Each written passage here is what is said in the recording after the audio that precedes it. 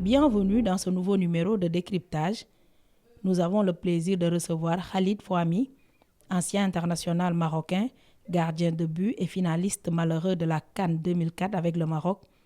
Khalid, parlez-nous un peu de votre parcours. Merci à vous. Merci pour l'invitation. Bienvenue chez vous. Khalid Fouami, ancien joueur international, gardien international.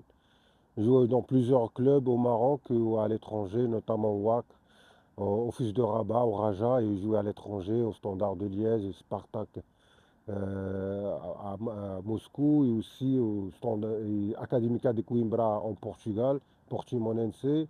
Voilà, une carrière longue, étalée sur plusieurs expériences, que ce soit au pays ou à l'étranger. Et maintenant, après ma fin de carrière, j'ai intégré l'Académie Mohamed VI, où là, on a vu agrandir les Nasseré, Aguerd et autres. Et en parallèle, j'étais aussi à la DTN. J'ai travaillé pour 10 ans, que ce soit pour la formation ou bien dans les équipes nationales, des jeunes, même l'équipe nationale A.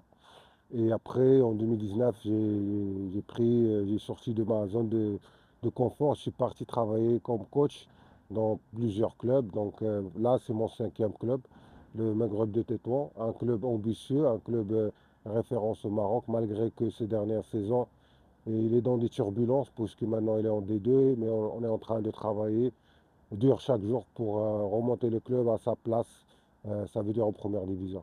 La CAN 2025 a donné son verdict pour le premier tour. Pas de surprise pour les grandes nations considérées comme les favorites. Quel est le bilan que vous tirez? Ouais, écoutez, les favoris se détachent, ils sont toujours là. On n'a pas vu vraiment de surprise. Peut-être le Gabon parce qu'on espère un peu plus d'eux, puisque cette équipe contient pas mal de bons joueurs et aussi des joueurs qui ont de l'expérience. Mais les autres clubs, les autres équipes nationales, ils ont répondu présent, ils sont toujours là.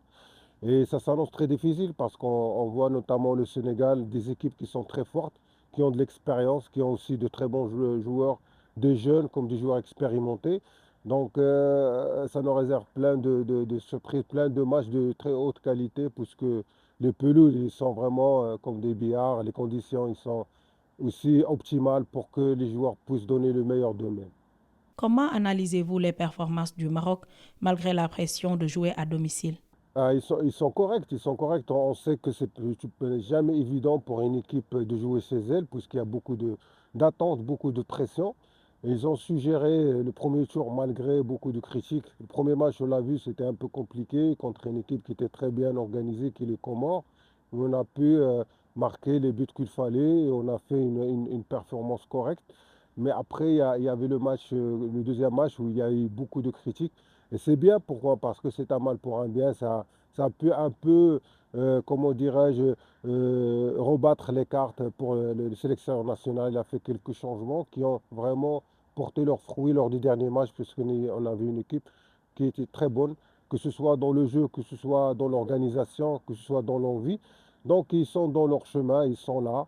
Mais il y a encore du chemin. Donc pour moi, ils sont là, ils sont sur le bon chemin.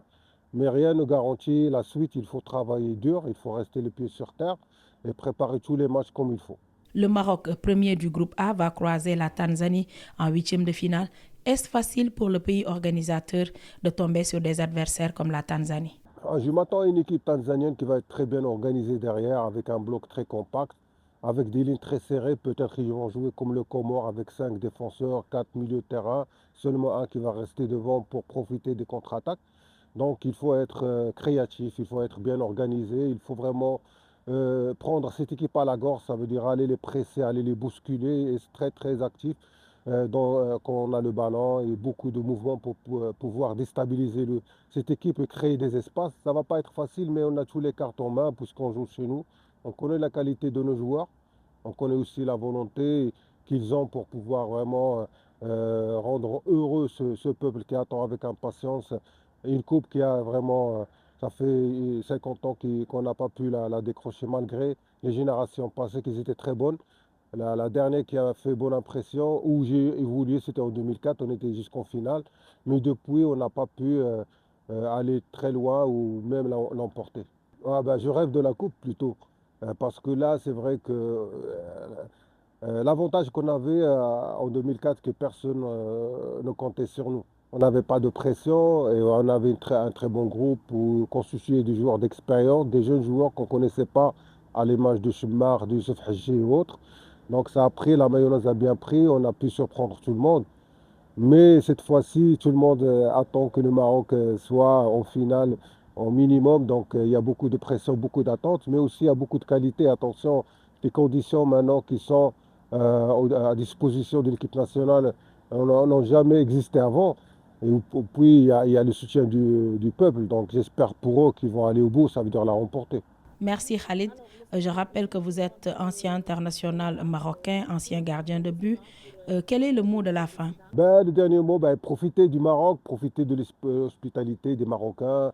Aussi, on profite tous ensemble de cette magnifique Coupe d'Afrique dans des conditions vraiment optimales. Les terrains, les pelouses sont comme des billards et aussi les hôtels, tout va bien. Il y a aussi l'ambiance qui est magnifique et le niveau aussi qui est très élevé. Je crois qu'il va encore plus élevé dans les tours à venir puisqu'il y aura il y aura des chocs et on attend vraiment des matchs avec impatience. J'espère que ce soit le Maroc ou le Sénégal aille au bout. Ce serait une très belle finale Maroc-Sénégal. Après, au final, tout peut se passer, mais en tout cas, que ce soit le Maroc ou le Sénégal, ce sont des équipes très fortes avec un gros potentiel. Et je crois qu'ils sont en train de montrer tout leur étendue de leur talent, les joueurs. Eh ben, j'espère qu'ils vont aller au bout. Ça serait vraiment une finale rêvée.